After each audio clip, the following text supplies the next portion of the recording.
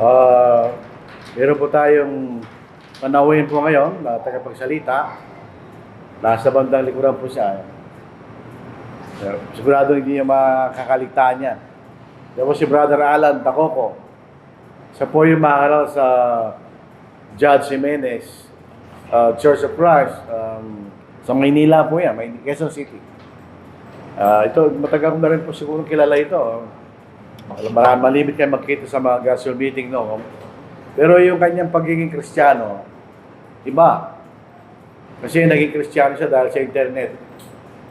Ang pagkaalala ko po sa kanya, parang natagpuan niya yung website ni David Padfield at nagkaroon ng pagkakataon na nag-decide sa maging Kristiyano. Pero nasa Amerika yun, nasa Illinois yun. So naghanap ngayon siya ng kongregasyon na kung siya pwede mabautismohan.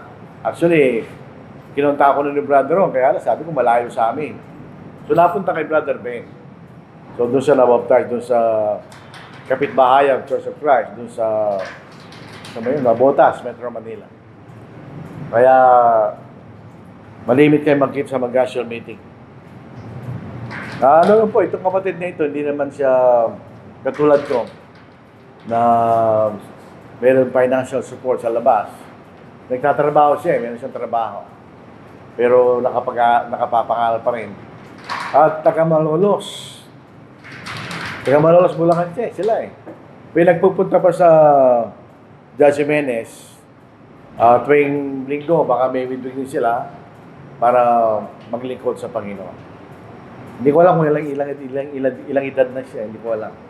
Kaya na bahala kong maghula, ilang taon na siya. So ito po, si Brother Alan Tacoco. Si Brother, yung pangalan mo na, Rupert na lang po sa collection, wala si Brother Raul. Nagkaroon siya ng problema. Napagod yata siya. Sabi niya sa akin. Brother. Magandang umaga po sa inyo lahat.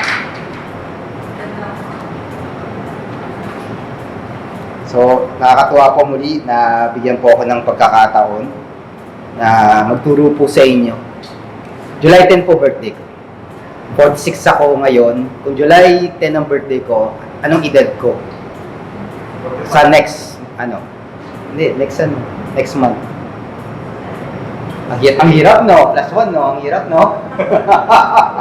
So, magtuturo na nga lang ako. Okay. So, sino pong nakakaintindi nung larawan na to? Bayanihan. So, isa po sa mga naging tradisyon ng mga Pilipino dati kapag maglilipat ka ng bahay. Kasi dati mura lang magpagawa ng bahay. Dati nga, sabihin mo lang sa kapitbahay mo, okay ba yung lupa dyan? Akin na lang. Pwede kang maglipat ngayon ng bahay. Diba? So, kailangan mo lang yung mga kapitbahay mo, yung mga ka-close mo.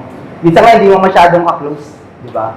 Basta kapitbahay mo, bilang sa community, tutulungan po kayo na maglipat ng bahay. Ngayon, medyo critical po ang paglilipat ng bahay. Una, gagawin nila, alisin muna nila yung gamit sa loob yun, bibit-bitin nila. Tapos, ang problema dyan, kapag hindi pantay-pantay yung mga tao magbubuhat, kailangan strategic. Nasaan yung magkakaparehas ng height, magkakasing lakas. Kapag napagod po kasi ang isa, kaya kulang isa, hindi papantay yung buhat. Mapupunta po sa isang side, o may mga grupo na, sa kanila yung pinakabigat, tapos maano yan. Tapos, pag may napagod, kailangan may magsasalita. Pagod na ako eh. Kasi nga, mababa yung buhat niya. Kaya baka mamaya may pagkakataon na ibababa niya yung balikat niya, okay lang. Pero kung masyadong madalas, diba?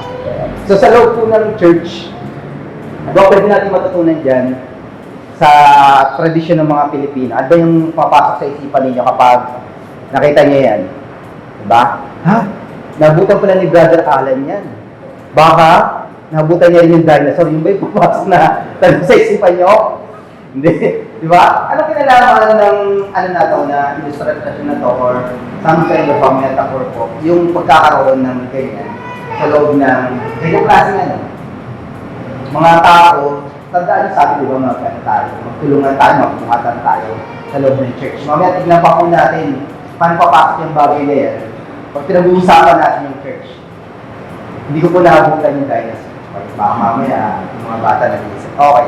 Isa po sa mga pinakasikat na verse sa Bible ay kung saan kailan po ginawa yung pagpapaklaim ng gospel ni Apostol Peter kasama yung iba pang mga apostol.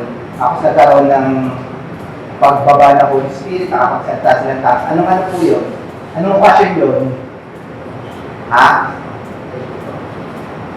Pentecost. Oh, okay. So, nandun po si Apostle Peter. Nasabi niya doon sa mga sa mga tao doon. Kayo ba yan? Kayo nagpapakakay? Kristo. Jesus. Ngayon, naan sila. Pagkatapos mga alam ni Apostol Pedro, na-realize nila, tama yung sinasabi ni Apostol Pedro. Tapos ngayon, ang sabi ngayon nila doon kay Apostol Peter, sabi, when the people heard this, they were deeply troubled and said to Peter. So, tagus po sa puso. Isa sa mga characteristics po ng pangangaral ng mga apostol dati, ganyan. Nakakabos talaga sa puso ninyo. Sinasabi. Tapos, nung nakonsyensya yung mga tao, tinanong nila ang apostol Pedro, sabi niya, tinanong nila yung mga apostol, what shall we do, brother? So, sa umaga po ito, ang pinamaganda ko po ng what shall we do, brothers? Magbibigay po ako sa inyo ng mga ilang advice. Hindi nyo hindi. Kung paano nyo papalaguin yung pananampalataya nyo sa loob po ng church sa pamamagitan po ng paggawa. Lahat po ng paniniwala natin, doktrina natin na babaliwala, isang Kristiyano na walang paggawa. Hindi nyo, parang hindi kayo na konsensya na nabautismo ang kayo. So, yun po yung magiging sumatotal ng buhay spiritual natin kung wala po tayong gagawin. Yun po yung gusto ko pong daanan sa pag-aaral po natin ngayong umaga. Sa James chapter 4 verse 17, sabi dyan, sa mga nakakalam ng paggawa ng mabuti at hindi ginagawa, may kasalanan sa kanya. Isa po sa mga virtue natin. O para maging virtue ang isang bagay na nakatikit sa spiritual na katotohanan sa Panginoon. Una sa lahat, paggagawa po tayo ng mabuti, anong kailangan mangyari? Kailangan alam po natin. Alam natin kung ano yung mabuti. Kung nagbabasa tayo ng Biblia, hindi na po natin kukwestiyonin yun. So, kung na natin masyadong pag-iinan na dapat, automatic yun, di ba? Dapat alam po natin yung mga tinuturo sa atin ng Panginoon. Pangalawa, pag alam natin gumawa ng mabuti, dapat alam natin paano natin gagawin yung mabuti. Hindi lang basta alam natin gumawa ng mabuti. Alam natin kung paano. Ayan yung skill. Dapat kayo. Pag nag-aaral po kayo, kung gumawa po kayo sa pag-aaral ng engineer, mag-design kami. Pero yun? Wala pa sa kalahati yun. Kaya skill din kami para namin execute yung dinisenyo namin. Diba? Kahit sa project, kahit sa sa eskwela, yung mga ganyan. Tapos, nandun mismo yung gagawin mo yung alam mo. Para sa isang Kristyano, alam mo, paano nga gagawin ko itong mabuti na to? Tapos, execute po natin kung ano yung gagawin natin. Yun po yung side ng paggawa ng mabuti ayon sa salita ng Diyos. Kailangan alam natin alam natin mabuti, alam natin kung paano gagawin yun. Tapos, execute natin, hindi ka pwedeng may ipit ka dun sa unahan lang. Totoo yan. Meron po mga Kristyano na nasa unahan lang. May mga Kristyano na naipit sa pangalawa lang. Skilled sila, alam nila kasi minsan nga yung paggawa ng mabuti, a-apply mo lang eh. Sa iba kong mga bagay na ginagawa natin, di ba? Pupunta ka ng church, anong execution para pupunta ng church? Nasakay ka ng jeep, nakaipit lang po yun sa mga iba pa natin alam gawin. Ang ginagawa natin, sekular, nakaipit lang yun. Ang gagawin na lang natin, i-apply natin. Sasakay na tayo ng jeep, pupunta na tayo dito sa panambahan. Ano bang magandang isipin nyo? Ano bang mabuti gawin? Makinig sa church, ibisip ka na maaga. So, hindi pa rin gumising. Hindi ko kayo kasama, hindi kayo marunong gumising, di ba? Execution na lang, hindi na natin yung mata natin, di ba? Gigising tayo na yan, actual na yan, di ba? So, tatlo yan, dapat di tayo naiipit. Tandaan po natin, sa paggawa ng mga bagay, lalo na sa spiritual, responsibility. Naiipit po kasi tayo eh. Hindi natin tinuturing na responsibilidad ang paggawa ng mabuti. Hindi natin isip na responsibilidad yung pagsunod sa utos ng Diyos. Kaya nililin natin ngayon yan. Sabi dyan sa verse, datapwat ngayon, tapusin din naman ninyo ang paggawa upang kung paano nagkaroon ng sikap ng pagnanais, ay gayon din naman magkaroon pagkatapos ayon sa inyong kaya. Ayon sa inyong nagawa kayo dahil yun yung meron kayo. Kasi minsan isip natin, bakit pinipilit naman ako kung anong tagakaya yan. Diba? Sapagkat kung may sikap ay tinatanggap ayon sa tinataglay, hindi ayon sa di tinataglay. Itong prinsipyo po ng responsibility, makalan na yun. Na itinuturo sa loob ng Church of Christ. So ano daw yan? Meron kang ability plus response. Diba? May opportunity ka. Nagkakaroon ka kayo ng responsibility. Kaya mo pala eh. Tapos, nakaka-offer na yung sa harapan mo kung gagawin mo. Eh, ikaw lang yung nandyan. Diba? O kaya, alam mo, ikaw yung pinaka-capable. So, yun po yung responsibility. Kasi naiipit po ang mga Kristyano sa paggawa ng mabuti. Bakit? Kasi, iisip nila na hindi sila capable. Tama ba? Bakit gagawin kung hindi ka capable? Tapos yung isa pa, yung opportunity. Walang pagkakataon. Ngayon, naiipit tayo din sa dalawang bagay mo.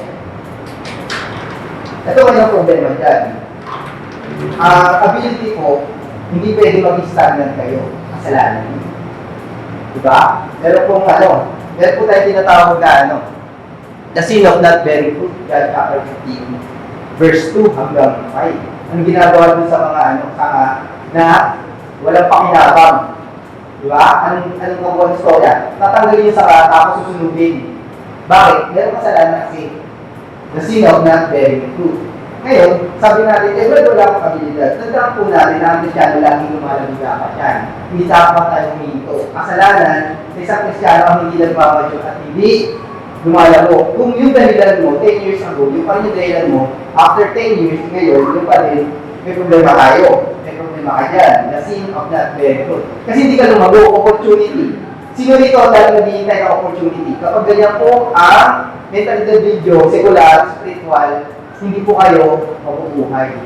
Ang opportunity po yan is ilan gagawin nyo o hahanapin nyo.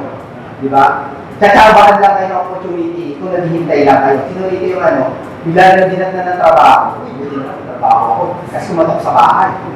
Di ba? Tapos yung mga tsaba ng trabaho niyan, pangit yan. Kapag ang trabaho, tsaba, usually, pangit mo yung trabaho na yun.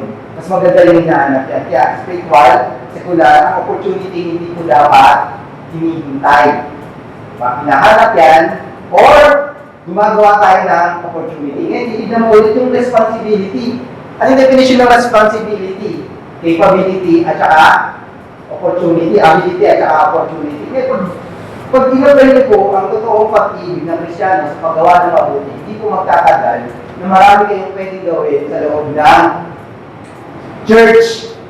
Sa paggawa ng mabubuti, hindi lang sa loob ng church, pati sa labas. Diba? Eh kasi, lumago ako eh. Lumago kayo. Diba? Naghanap na tayo ng opportunity. Tatanungin ko po kayo, mag-review po tayo. Ilan yung major works of the church? Pero ba tayo ginagawa, pero nalang na siya, ina-categorize lang natin siya. Ilan yung works of the church, mga kapatid? Okay yung okay yung picture sumagot. Ilan yung works of the church? Ilan po? Hindi.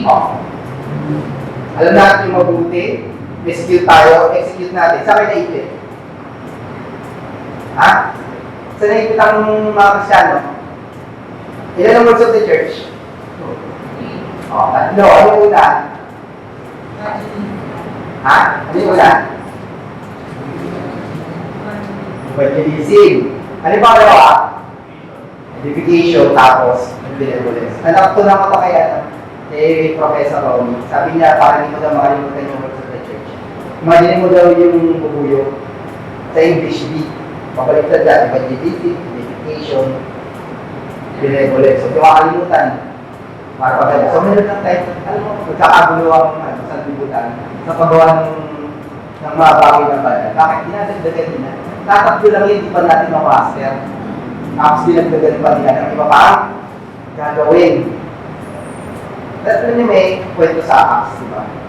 Nagkaroon ng tagutong ngayon, napapabayaan yung mga ano ba yung mga napapabayaan, yung mga tao. Napapabayaan yung mga wito. Sabi ngayon natin ng mga apostol.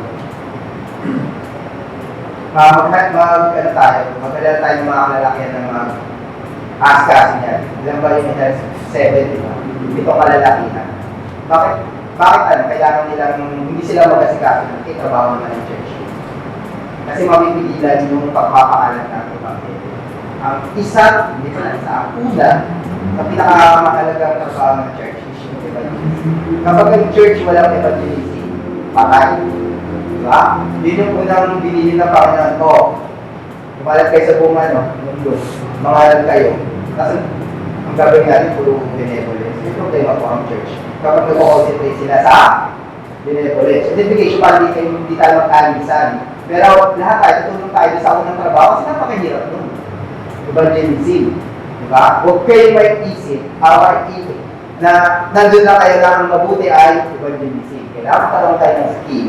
Kailangan mag-execute nyo yung skill na yan. Otherwise, pupunta po kayo sa kasalanan na hindi pa bunga. Siyempre, given na yun na maglalago tayo sa sarili natin. Ano yung magiging kalagdagan pa nun ng bunga. So, mamaya, maganda tayo. So, Mateo 24 verse 39 hanggang 50. Ang kwento naman po nito, meron daw. Aside natin, mag-Biblia naman po tayo.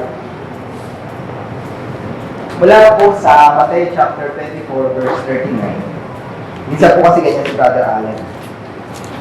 Pag naaliw sa pagdalgal, tsaka pagpapaliwanag. Dire-diretso. Kaya gusto ko rin yung meron ako nakikita na ako ay magbasa ka naman ng Biblia. Try po natin sa Mateo 24, 39. 39 hanggang 51. Haba pa rin nilagay ko. Hindi, na pala yun. Sabi po dyan, yan pala yung ano. At hindi nila nalalaman hanggang sa dumating ang baha at inangay silang lahat. Ay hindi naman ang pagdating ng anak ng tao. So, pinag-uusapan dito, hindi natin alam, baka mamaya judgment day na. Ang ginaya po nilang story ay yung panahon ni Noe. Kaya may dalawang taong pumunta sa bukid, ang isa ay kukunin at ang isa ay iwan. May dalawang babaeng, ang maganda ba? O, tama.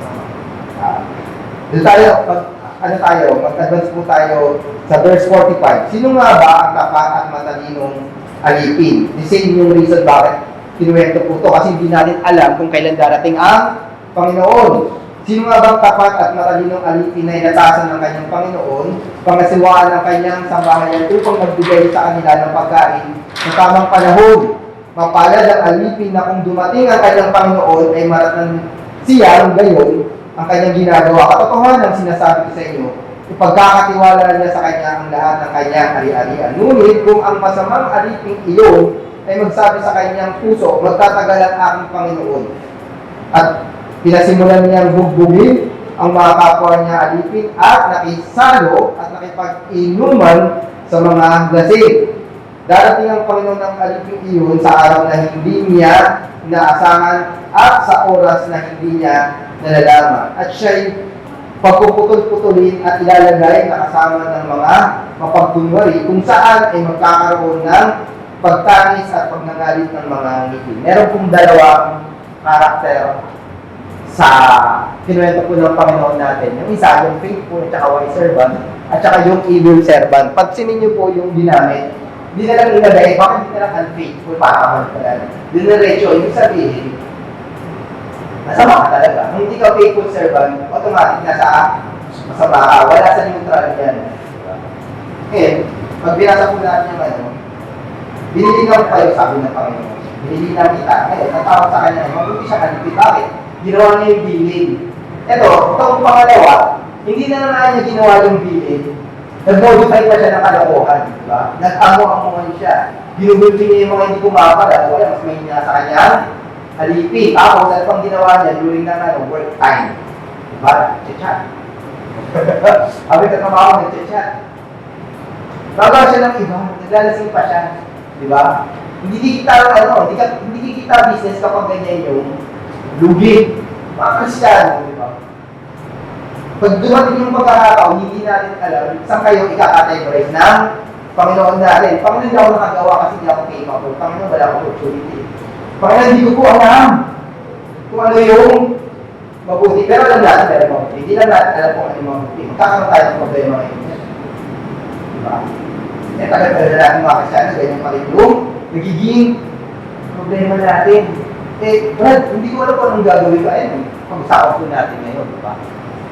Hanggang ngayon po ba, clueless kayo ang gagawin sa loob ng church?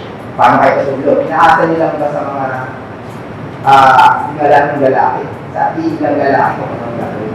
Marami po pwedeng gawin na hindi ko. Hindi ko yung sentro ng paggawa. O hindi ko yung kailangan makita ka na dito ka sa harapan para gumagawa. Maraming pwedeng gawin. Diba? Iniwala po ba kayo doon? Wala kayo doon. Pwede gumawa ng iba pang bagay. Ito po yung drawing ng templo sa Israel. Ano na yata sa second temple. Ngayon, yung templo, para siya, tumakbo o magkaroon ng activities, kailangan may mga tao na gagawa ng mga gawain. Okay. We, the people of Israel, the priests, the Levites, the temple guards, the temple musicians, the temple workers, and all others who in obedience to God's law have separated themselves from the foreigners living in our land, we, together with our wives and all our children, old enough to understand. So, we, the people of Israel, ano yung pinag-uusapan na? Sabi ng mga Israelita, kaming lahat ay gagawa. Walang separate. At least, ideally, ganun po mag-isip ang mga Israelita o ang mga tao ng Diyos. Lahat tayo gagawa para tumakbo yung ating pagbilikod sa Diyos sa loob ng templo o sa bayan na to. Ngayon, gano'n ka lahat yung sinasabi o yung idea nila na maglilingkod. Ayun, basahin nyo. We, together with our wives and all our children, old enough to understand na pinili ba? Paano mga lalaki na mumuno, pero lahat ay gagawa. Sa katunayan, kapag nagkaisip na, nakakaintindihan na yung anak, anong gagawin? Tutulong na, gagawa na, wala kayong ititira. Kaya yung parang doon sa mga Kristiyano na sinasabi, kung di dadalhin yung yung anak ninyo sa loob ng church, kalokohan yan, dapat lumalak sila, initis na mga namamahala sa loob ng church, kung mahihingi na magulo yung mga bata. Pero dapat lumaki sila na nasa loob ng church. Kasi pag hindi sila din narito, gawin na sa bahay. Anong kalalakihan nila na okay lang din pumunta ng church, na mas okay yung maglaro ng cellphone, kinadadali nila yan. Paano nila maintindihan yung old nila? Kailangan, mamumulat sila na gumagawa yung mga magulang, lalaki at babae sa loob ng church. Walang sente. Pag sila nagkaisip, gagawa na rin sila. Ganyan po dapat ang mentality natin sa paggawa sa loob ng church. Ayun! Ilan lumakas? Okay. Verse 20. In addition, there were 220 temple workers whose ancestors had been designated. So, meron na doon gumagawa. Had been designated by King David and his officials to assist the Levites. They were all listed by name. Pag pinansin niyo po, yung 220, ang dami yan. Para gumawa. Bakit? Ang dami yan. Ito ang question ngayon dyan. Kailangan ba magtrabaho ng sabay-sabay yung 220? Pupunta, sino dito ang alam ang ilan ang empleyado sa kumpanya nila? Ha? Walang Ganito na lang. Halimbawa, sa company namin dati, meron kami 100. Yan maliit lang yung kumpanya, pero 100 people kami. Shifting. Ano yung sabihin nun? Yung 100 hindi kailangan magtrabaho ng sabay-sabay. So nakikita ko, kasi kung ito, magtrabaho ng dire-diretso, mamamatay ka. Kailangan merong papalit sa inyo. Nakikita nyo, ang sabi po, dinadala yung pag-usap natin. Minsan sinisip natin, sila lang ang gagawa. Kasi sila lang naman na may panahon. Hindi, may panahon din kayo. Lahat tayo din yan, pantay-pantay. Sino dito ang merong 23 hours, yung iba 26 hours. Yung iba may 7 days, yung iba 6 days na pinigay ng Diyos. Yung iba sa kanila merong 7.5 days. Lahat tayo may parehas. Lahat tayo may pagkakataon, lahat tayo may opportunity. Nasa atin lang yung attitude kung paano natin execute yung paglilingkod sa Diyos. Pansinin niyo pa po. Ngayon, yung tagapamahala daw sa naman sa mga Levita sa Jerusalem ay si Uzi, na anak ni Bani, na anak ni Hasabias, na anak ni Matanias, na anak ni Mika, sa mga anak ni Asaph, na mga awit na nasa mga gawain sa bahay ng Diyos. Okay. So, naganda po ng mga pangalan. Pero sila po daw ay mga awit na nasa mga gawain sa bahay ng Diyos. So may sinasadya, doon lahat ng mga mga awit, merong nakakasay na dire-diretso o kaya yung may okasyon, dire-diretso awit nila.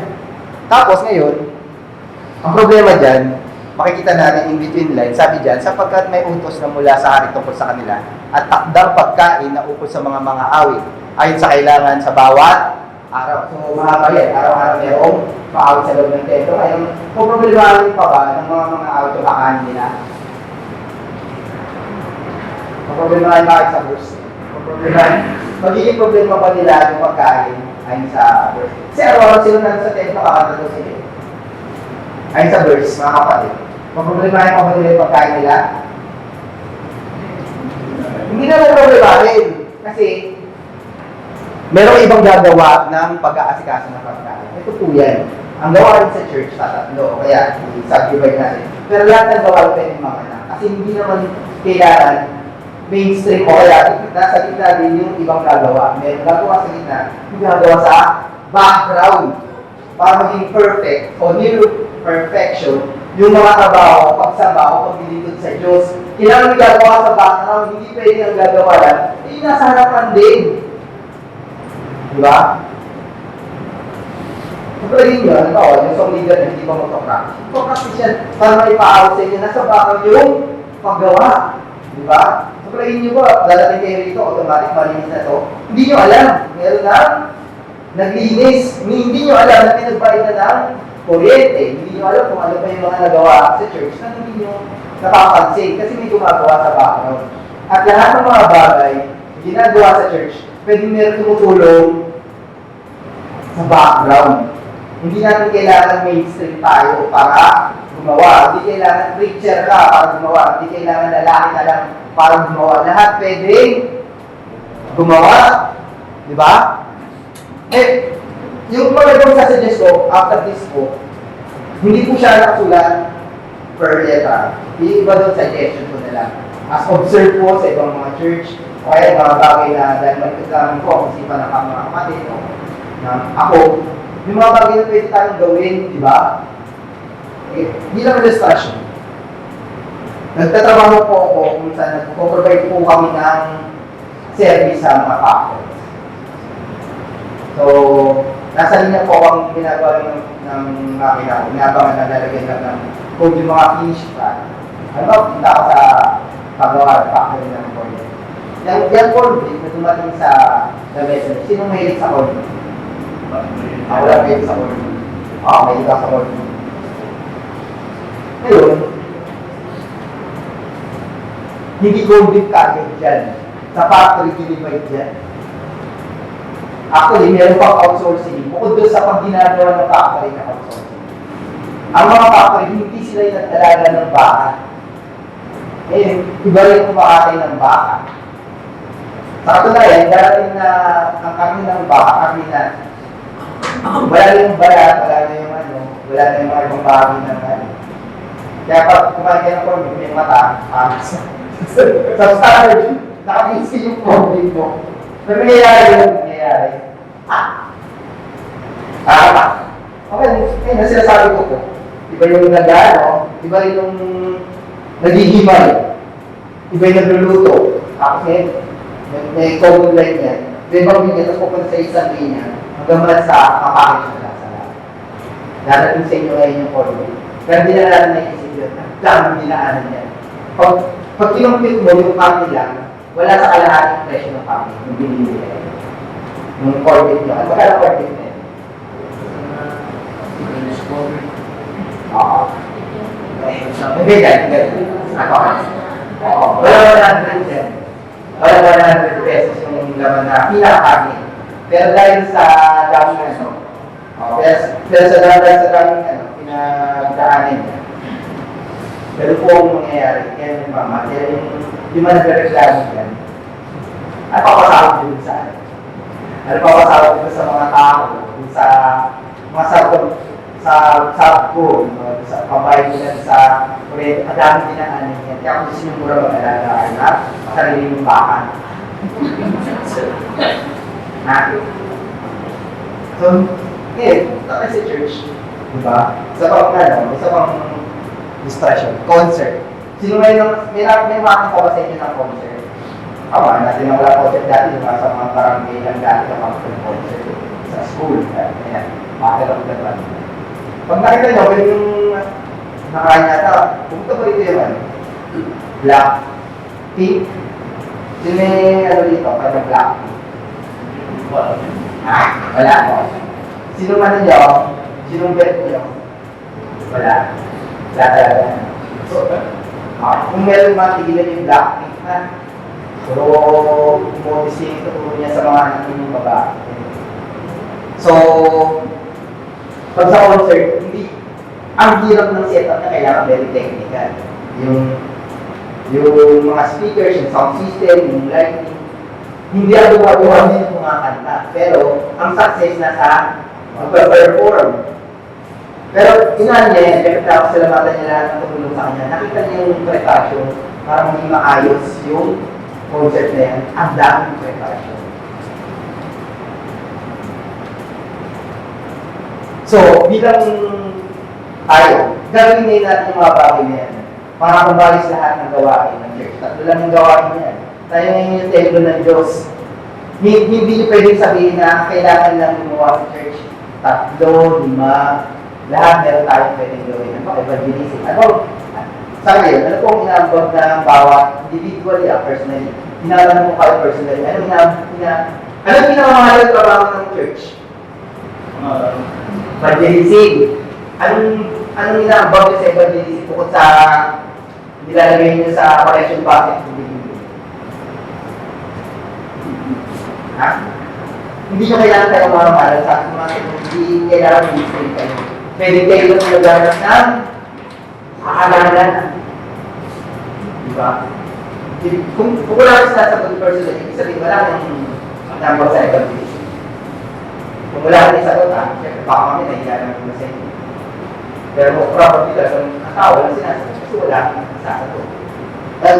Ito po, itong nakaraan, kasi nagpanik ako eh.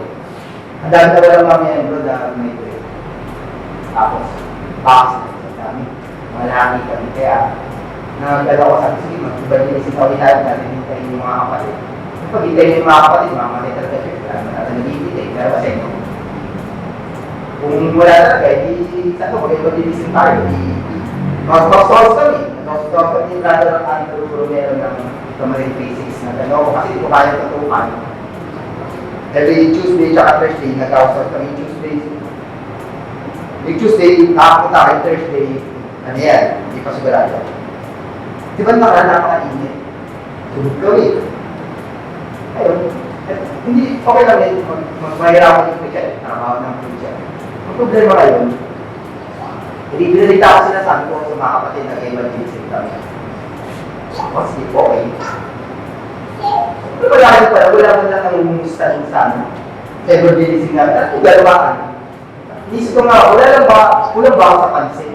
Kasi, talaga yung isa ko eh. Wala mo lang namumustang mga kapatid kung ano pinagagawa namin sa evangelism. Kasi kung ako, wala ako sa pansin, yung mga kapatid ko, wala pa kaya. Tama ba ako? Wala ako sa kapatid, pero wala akong pakialam. Talaga yung isa mo. Ano gusto nyo maramdaman ko? Diba? Ako lang ba mga problema na makakabus yung mga miyembro? Minsan, ganyan yung mga kapatid. Pero pakailan. Bakit ako gusto mga sakali? Bakit nawawala sa church? Dahil nagpamala sa akin. Naubos ang church sa lugar na to kasi lahat sila nagpamala sa akin. Pero ba yung ano? Pero ba yung patiran mo? Naubos sila kasi walang pakailan yung mga kapatid. Sa iso, so wala lang yung pwedeng gawin, pero walang ginagawa kahit sa sa'yo. Kaya naman tayo sa local church. Nakita niyo yung problema ng church natin, naubos tayo kasi iba, pinapabayaan yung sila, hindi trabaho tayo. Kami, pupunta lang sa pamilyo. Diba? Yan yung problema natin. Dapat po ang pinakadakila sa inyo yung magiging lingkod ninyo at sino mang nagmamataas ay mabababa at sino mang nagpapakababa ay mataas. Ito yung problema ko pa. Diba? At ang tingin ng mga kapatid sa sarili nila. Kung nilingkod lang ang sa kanila, totoo yun. Mga lingkod yung mga picture. Pero, alam mo sabi, maglilingkuran tayo eh. Di ba? Kung gagawa ako, dapat gagawa ng mga ibang kapatid. Kung gagawa mong nangangaral, o hindi pa kalalakihan, gagawa mo yung mga ibang kapatid. Ano yung napakita nun? Ang bag, minsan ang babal. Alam niyo anong pakiramdam? Mga nag-house to house. Ang babal ng tingin sa amin ng mga tao sa labas. Akala nila lalo na mangingi ng pera. Gusto mo sa gasaan eh. Oo, gano'n daw ako yun. Namapaya ako eh. Namapaya na talaga ako pero tinitiis yun ng mga bad deals. Kasi yung trabaho, kinukuha namin. Sa katunayan, hindi yun ibinigay sa akin. Kinuha ko yun. So, titiisin ko ano man yun. Ang problema ko, ako lang ba nagpapababa? Wala akong mga ibang kapatid na mga kirami sa akin ng pangpapa. Wala, kawawa naman kayo, napapaya na kayo yan. Gagawin ko, mag-invite ako ng mga kaibigan ko, o kaya ng mga kamag-anak ko. Sino dito kapag magkalapisan lang? Ilan dito ang kaibigan, tataklo? Makakabaho din yung mga nila, kalahating tako lang. Kasi kalikulan ka naman na ng ganda sa ha? Ano ba pwedeng imbitahin? Kaya pinapabayaan nyo yung mga ngaral. Kailan gumawa? Nakikita niyo yung problema ng church niyo, bakit ang ubos? May narinig ko sa mga preacher, minority ang Church of Christ. Bakit? Ang hirap ng doktrina natin. Ako wala ka nagkakalat ng mahirap na doktrina. Siyempre, sisama tayo dyan. Sabihin na natin siya ba? Kasi sabi na hindi. Hindi namin kailangan itong salita. Siyempre, ganun talaga. Masabi kang aral, tapos konti yung makukuha natin, magiging member. Ang problema, wala akong maraming nakaralan. Hindi nga maraming word eh. Wala. Walang nakaralan. Bakit? Ay, ganun ba? Huwag niyo sabihin na hindi kayo nag-ano, nagmamataas. Kayo nang nararamdaman namin. O yun yung nararamdaman ng mga ibang kapatid. Diba? Yung iba, nagtatampo na yun. Babae. Bakit ano lang? Bakit kami lang na dito? Kami lang yung diba? Okay. Sir James, ganyan din naman ang pananampalataya na walang gawa. Minsan sabi natin, gusto kong idein. Ay patay sa kanyang sarili. Oo, sasabihin ng isang tao, ikaw ay mayroong pananampalataya at ako'y mayroong magawa. Pakita mo sa akin ang iyong pananampalatayang hiwalay sa magawa. At ako, sa pamagitan ng aking magawa, ay ipakita sa inyo ang aking pananampalataya. Paano ang patunayan ang pag-ibig ninyo sa Diyos? O kahit sa sinumang tao, kailangan mahirapan kayo. Otherwise, pag hindi kayo nahirapan, neutral yung nararamdaman nyo. Hindi nasusukat ang yung pag-ibig dahil sa neutrality ng pangalan.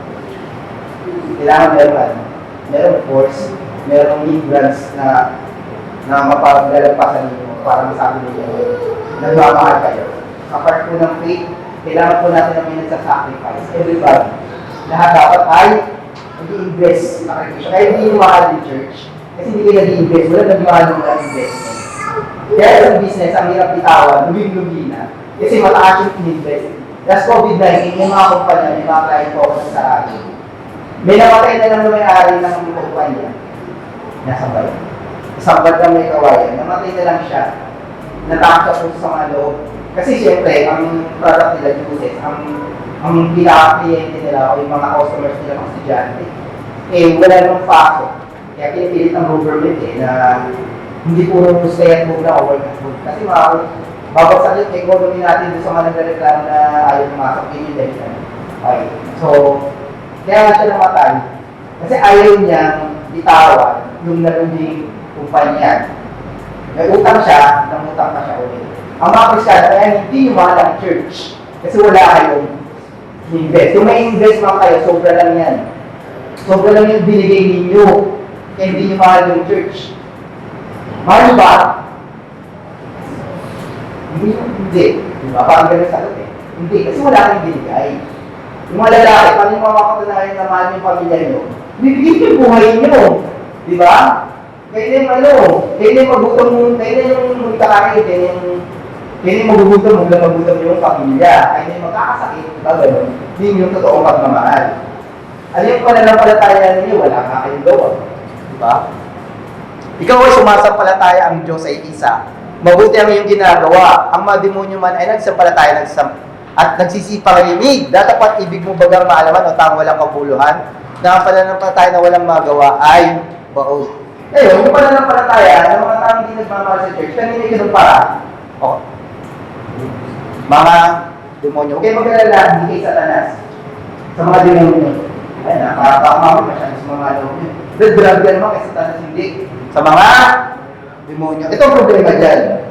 Nakakaya sa mga demonyo kasi alam ko yung mga demonyo masisipag yan. Ano pa tunay? Ito yung mundo kung gano'ng kagulo. Ibig sabihin, mas masipag ang mga demonyo kaysa sa mga... O sige, sinong hindi nag-agree? Kasi kung mas masipag mga Kristiyano, mas maisang mundo. Kaya nga lagi may mga catastrophe na inalagay ang Diyos eh. Oo, gusto niyo mga mabubuti kahit 8 zooms na lang. Pasahan na muna natin yung mundo. Reset. Di ba? Hindi mag-reset ang kahit global o kaya local, nag-reset ang Diyos. Ganun ang direksyon. Eh, hindi tayo nakakaambag na gumagawin yung reset. Diba tayo ginagawa? Nakakaya sa mga yung sabihin mo rin yung, para sa mga Kristiyan na ito, wala nang ginagawa yun. Ako, sipag ko. Sabi ng demonyo. Ba't daw ko kami boss ng demonyo? Di ba? Nakakaya naman sa kanila. Di ba kaya minsan pag kinumpara kayo sa ibang tao na alam niya na mas marunong tayo, kaya mas may ano kayo sa bagay na, kaya naman yata sa akin, kinumpara mo ko sa buhay. Siguro ganyan din yung siguro lang. Distraction lang. Di ba? So, how can you be servant without serving? A true servant, meron po siya ginagawa.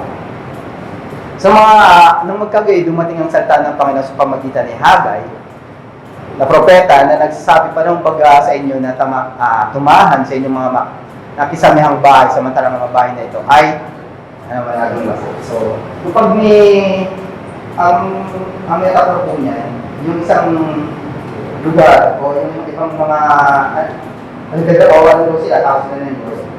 Very comfortable sila, samantalang yung iba na hirap. Dahil sinumbatan sila ng propeta. So, yun yung mga nabala namin bilang mga kisexubatan ng mga tao ng Diyos. Masyado na comfortable. Wala na bang tawag na i-improve yung church? Wala na ba siya pwedeng idagdag? Wala na ba tayo pwedeng gawin? Masyado na kayo komportable. Magiging komportable na lang isang tao kapag wala na, perfect na. Wala na pwedeng gawin. Diba? Kaya kung hindi, sino ba naman sila ng propeta? Sa katunayan, sabi, ang daming kulang pa sa templo, gaganda na ng bahay ninyo. Nananahimik na kayo. Wala nang pera din sa natin. Tapos wala kang gumagawa sa templo. Delay. Parang sa kung nasa construction firm kayo, yung delay. Diba? Late yung late sa schedule. Kaya na nangyayari. In church, hindi sa dumadami, kunti na kumukunti. Mas dami, kunti-kunti na nakikita mas malaki yung kukunti. Yung attendance, mas kunti. Kunti na attendance, tapos hindi pa, mas late pa. Hindi pa solid. Tanggal nun. Kunti na, alam mo ba sa bagadahan? Kahit kunti kayo solid, diba? Kaya kunti na lang, hindi pa kayo solid, mag-iwan ulit na lang kayo. Luluwang tayo niyan. It's solid. Diba? Wasak. Diba? Ang nangyayari ngayon sa bahay na binubuhat, kapag ang tao, nagkukulwari lang na tumutulong. Ang gagawin naman kaya, ng dadaya kaya, uugaw-ugaw yung bahay. Pagdating ngayon yung bahay, sa lilipatan, hindi na skwalado, tabi-tabi na yan, o kaya may pagkakataon, may mga aksidente na yan. Ang church din yan. Kaya minsan nagkakagulo ang church, o kaya minsan nangihina yung church. Wala nang magawa sa loob ng church. Kasi kung hindi gumagawa, ang na-expect natin, di ba? Hindi lahat nagbubuhat. Namimili lang kasi nung bubuhat. Pakibasa po. Sige. Pwede ko magpabasa tayo. Pabasa po kasi nung gusto magbasa. But the servant who does not know what his master wants, he has something for which he deserves for whipping, will be punished with the life whipping. Much is required from the person whom much is given.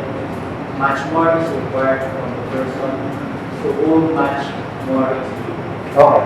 Ang pagkakaintindi nila, English eh, no? Naguluhan din ako. Pero ito yung isa sa mga popular o mabibigan na nakuha ang aral dyan. To whom much is given, much more is required. Buong mundo, alam niya naman na yan. Ba't pa kailangan sabihin? Okay. Sino rito ang gusto ng magandang church o near perfect church? Kasi wala naman nagugulo na ano eh. Dapat ang church natin 50% near perfect lang. Parang ubig, no?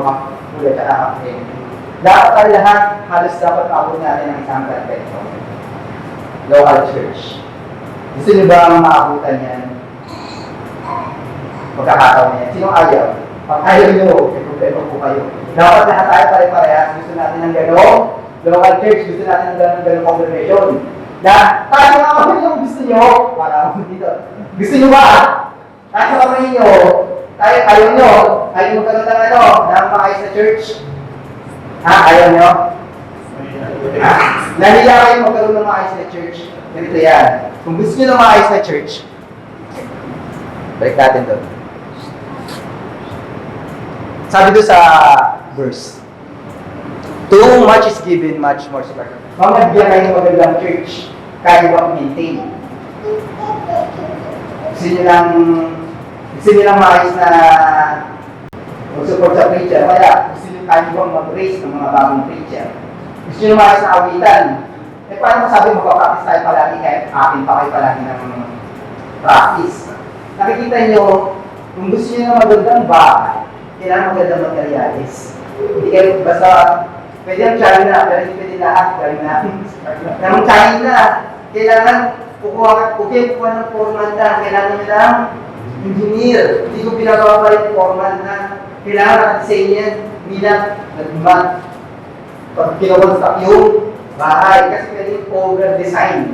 Ang lalaki ng mga post-it, anitong bahay. Diba? Dapat sakto.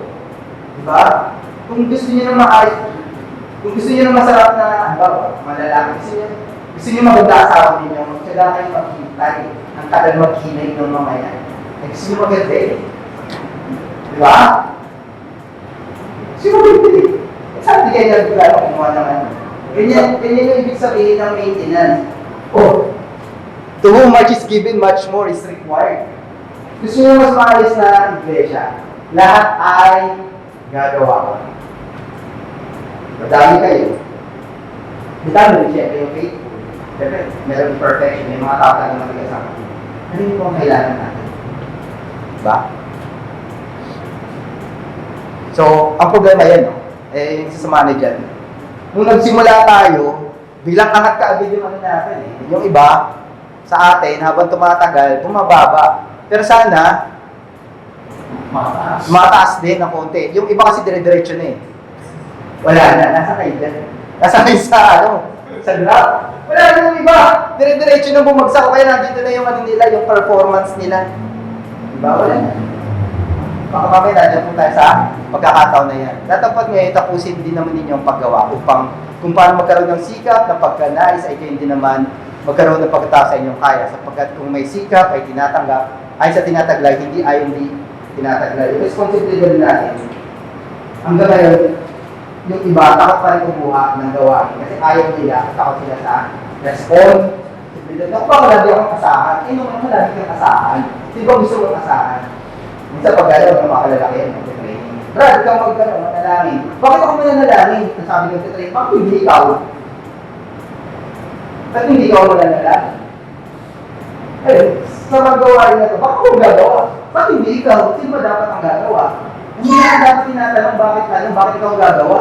Dapat talaga lahat tayo gagawa. Di ba? It's a responsibility.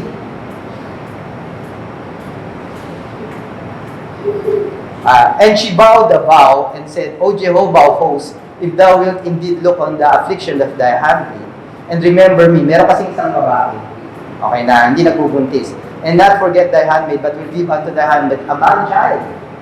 Then I will give him unto Jehovah all days of his life, and there shall no razor come upon his head. So ito po yung isa doon sa mga verses o yung mga dialogue na merong if I will. Sa halimbawa na 2 Samuel 15, for thy servant bowed a bow while I abode at Geshur in Syria, saying, if Jehovah shall indeed bring me again to Jerusalem. So meron siyang kailangan. O may ginawang blessing sa kanya yung Diyos. Sabi niya, pabigay sa kanya, I will serve Jehovah. Ngayon, yung paglilingkod, default po natin yan. Pero yung ano kasi, yung magiging specific na isang gawa, nawawala. Sabi niyo lang maglilingkod kayo, o maglilingkod tayo, ako.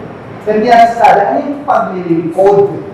specific na gawain na itutulong ninyo sa church. Hanggat wala kayong dinideclare na gagawin ninyo, nanguhula lang kayo na kung naglilingkod kayo o hindi. Diba ako, sabi ko, mga ngalan ako, magtuturo ako ng kanta. Specific yun. Yung gagawin talaga ako. Kung mga kapatid, halimbawa, ang suggestion ko minsan sa mga ibang kapatid, hindi mo kailangan nasa harapan ka, diba? Hindi mo pwede ikaw mag-alaga ng mga ibang kapatid na magkikiso rin, kaya magina. Bakit ikaw ang gumawa niya? Sino bang hinihintay natin na gumawa niya? Yung mga barkada niya. Diba? Parang ganun eh. Very specific yun, may tao kong aalagaan na gusto ko titibay itong mga kapatid na ito kasi bago to. Okay, itong kapatid na to, laging nahihirapan mamasay. Bibigyan ko siya ng bibigyan. So, sorry. Bakit nahihirapan itong kapatid? Para nandito siya palagi. Bakit gawin natin specific? Alam mo anong ginagawa nila? Anong tawag dyan? Vow. Ano tagal ng vow? Ha? Sumpa. Ano pa yung mas Tagalog natin sa sumpa? Panata. Sabi ngayon nila, hindi daw pwede yun kasi kasalanan yun. Maigi ang ikaw ay huwag manata, kaya ikaw, kaysa ikaw ay manata at hindi tumumpad. Ang problema, kasi hindi gagawin yung manata, kasalanan yun. Kaya mga tao ngayon, dahil ayaw nilang magkaroon doon ng kasalanan, dahil bakit hindi nila magawa yung hindi sila na mga manata. Pero ang sinasabi ng Biblia, kahit ng unang panahon, ang mga tao na Diyos ay namamanata. They give vows. Ngayon, kasalanan po ba ang manata? Kasalanan po ba ang manata? Ano kasalanan? Ha? Masama ba ang manata sa Diyos? Ang kasalanan po ay hindi tumumpad. At ang report po niya, nagawa kapatid. Kung hindi ka gumawa, may kasalanan kapatid. Ano na minsan maganda pag gumawa tayo? Iniipit natin yung sarili natin. Magaling sa school, bibigyan kayo ng exam. Ang gagawin nyo na pag bibigyan kayo ng exam. Pa-quiz. Gawin nyo ay palagi na kayo makakakal. Kasi inipit sila sa sitwasyon. Ipitin nyo yung sarili nyo sa pamagitan ng magbibigay ng vow. Maraming suggestion yan, pero hindi po yan unbiblical, hindi ang spiritual yan. Ginagawa talaga ng mga tao yan para siguradong meron silang gagawin. Manata kayo. Pag ayos na nito, matutuwa po ako at ang Diyos, kung kayo ay lalabas mamaya sa church na may panata, anong kulang o anong kailangan ng church? Anong pabili ko na pwede ninyong gawin? Hindi nyo pwede sabihin walang kayo may tutulong sa church. Okay? Sa nakakaalam ng paggawa ng mabuti at hindi ginagawa, sinasabi natin. Hindi talaga tayo, no choice. Bakit hindi tayo, bakit ito na natin ikit niya sa sarili natin para mas lalo tayong gumawa? Diba? Ato, sapagkat ang naghahasik sa kanya ng sariling laman, ang laman mag-aani ng kasiraan, datapwat ang naghahasik ng sa espiritu ay sa espiritu mag-aani ng buhay na walang hanggan. So, kailangan daw taga natin mag-invest spiritually. At huwag tayo mga pagod sa paggawa ng mabuti sapagkat sa kapanahunan ay magsisipag-ani tayo kung hindi tayo manghihimagod. Okay. So, sabi dyan, huwag tayo mga pagod sa paggawa. Okay. Ang verse na ito ay hindi pa sa lahat ng Kristiyano na sinasabi na huwag mapagod. Anong ibig ko sabihin mga kapatid? Sino rin talaga nakapagod sa paglilingkod sa Diyos? Every day? O every Sunday lang? Tapos yung Sunday, parang ano pa? Parang nagtuntay pa. Diba? Walang kagana-gana pa. Tapos ngayon, bibigay na ito. Kung nga dapat huwag tayo mapagod. Hindi para sa iyong kapatid. Hindi ka naman mapagod eh. Hindi ka naman nasasaktan eh. Hindi, nalulungkot ka ba kapag gano'n? Hindi ka ginagala o may kapatid na wala. Pagod na ako. Alam nyo, sabi nila, pag sa sakripisyo na effort na yung pupunta. Sabi ko, hindi. Halimbawa, habang humihinga kayo, sakripisyo ba yung paghinga? Hindi sakripisyo yung paghinga. Pag pumunta kayo sa trabaho, para magtrabaho, pag namasahe ba kayo tatawag, sasabihin niyo sa employer nyo, bayaran mo ko kasi nagpunta ako dito. Hindi yun ang babayaran sa inyo. Ang babayaran sa inyo, ano yung accomplishment ninyo. Yung iba kasi mga kapatid, kung makapagsabi ng sakripisyo pag gising na maaga, gano'n na lang. Diba sabi mo mga puyat, mga pigil sa'yo, mga puyat kasi yung demonyo, ay yung diablo, nagsisik siya kasi yung niya, napagin niya. Yung iba nagpupuyat, inaabangan nila mismo yung Diablo, nalapakin sila. Ang ginagawa ko gabi, sige, sabihin na natin ipagawa yung bahay talaga. Eh, yung iba, nalala mo, Facebook, Netflix, may tatapusin eh. Ang ginagawa na, pupuyat kayo kasi inabangan nyo yung lapakin kayo. Di ba? Tapos, hindi na kumisa namin sa kantiso. Oh, wow. Okay. So, marami ko kung pwedeng mga suggest na gawain. Pero, syempre, hindi limitado sa mga sinabi ko. Lalo lang po natin yung prinsipyo para tayo mag-isip, paano tayo gagawa sa loob ng church. Magandang umaga po sa inyo.